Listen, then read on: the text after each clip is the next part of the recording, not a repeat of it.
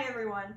A national pet survey found that between 2019 and 2020, 80 million Americans, or 67% of the total population, have a pet at home. Whether it's a cat, dog, hamster, or rabbit, pets bring a certain kind of love and joy into our lives. But for those of you that have dogs at home, I want you to take a moment and think about where you adopted him. Did you get him from a professional breeder? Did you rescue him from the pound? Or was he a stray that you took pity on and welcomed into your life? While all the above options have their pros and cons, certain outlets such as breeders are not always as they seem. In this speech, we will be looking at puppy mills, their inhumane conditions, and why I personally believe that they should be illegal across America. To further convey my position and views, we'll be looking at 4 questions. What exactly is a puppy mill? Why are they bad? Why is this such a passionate topic for me? And what you at home can do to help. First, what exactly is a puppy mill? Well, according to America Humane, it is a high commercial breeding facility that is focused on profit over well-being of their animals. According to the Humane Society of the United States, or USHS, there are about 10,000 puppy mills in operation across America, but only 2,000 of them are licensed by the United States Department of Agriculture. Some of the larger facilities can house up to 8,000 dogs at a time, and it is estimated that they make about $2.5 million a year, basically torturing animals.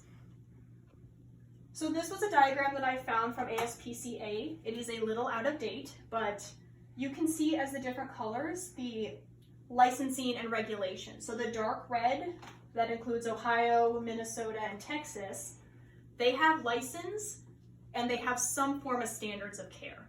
They may be minuscule, but they have standards. The second dark red, Indiana, Illinois, and a lot of New England states, they don't have any standards, but they do have licensing. And then these 3, Louisiana, Oregon, and Washington State, only work in the capitals and nowhere else. And all the other states, just to name a few, you got Michigan, the Carolinas, Florida, and California, they have no regulations whatsoever. They are free to do whatever they please and no one's going to call them out on it. Second, why are they bad? Well, as mentioned earlier, puppy mills pride themselves over quantity over quality. And if you were to step inside one of their facilities, you would see that firsthand. These animals receive inadequate access to the basic necessities such as food, water, and fresh air. They receive little to no veterinary or medical care. And if there's a medical problem, they're just going to let the wound fester, and if they die, they die. It's of no consequence to them. Mothers, as well as the males, are given little recovery time between litters, and when they physically can't perform, they're killed and replaced. According to ASPCA, puppies born into the mills are sold to brokers and consumers as young as 8 weeks old. And a 2010 investigation into a mill in Missouri found all of their animals to be severely underweight and suffering from an array of diseases and infections such as skin disease, rotten teeth, and malnutrition. So these are just a few images that are what I thought were the cleanest to further convey. You can just see the rusted old cages, which, to note, are not regularly cleaned. So these poor animals are basically living their entire lives in fecal matter with no access to food, water, or basic hygiene. Their grooms are not maintained. Their manes end up being matted in fecal matter. And you can definitely see up at the top right that these animals are easily 5, 6, maybe even more, crammed into a cage that is not designed to house that many dogs.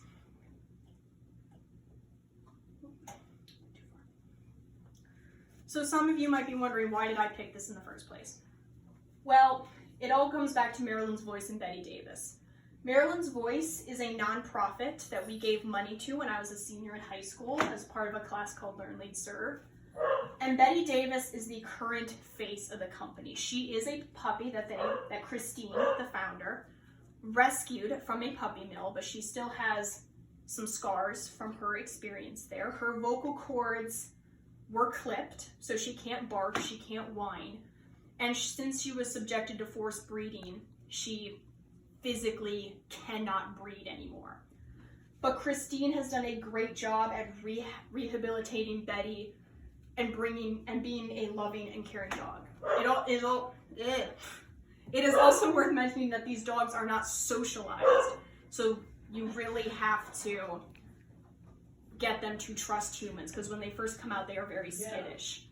But Betty now is a licensed therapy dog, and she goes to schools and nursing homes, just bringing joy and delight. She's always happy to see you, and she wags her tail all the time. So now, with that out of the way, what can you guys at home do? Well, for starters, you can petition to boycott mills and companies that purchase dogs from mills. Big corporations, such as PetSmart, have been known to purchase their animals from these mills. And you can tell your buddies to not buy animals from them. You can, like on the last slide, you can volunteer or send donations to nonprofits and rescue missions. Anything helps, because these animals need food, they need treats, they need collars, they need grooming supplies. Even if you just spend 5 to 10 minutes playing with them, that socialization is going to help their road to recovery be a little less painful. You can also take political action. You can reach out to your mayor, your governor, your congressman, and encourage them to either make stricter standards of care, do more thorough inspections, or just flat out have their licenses revoked.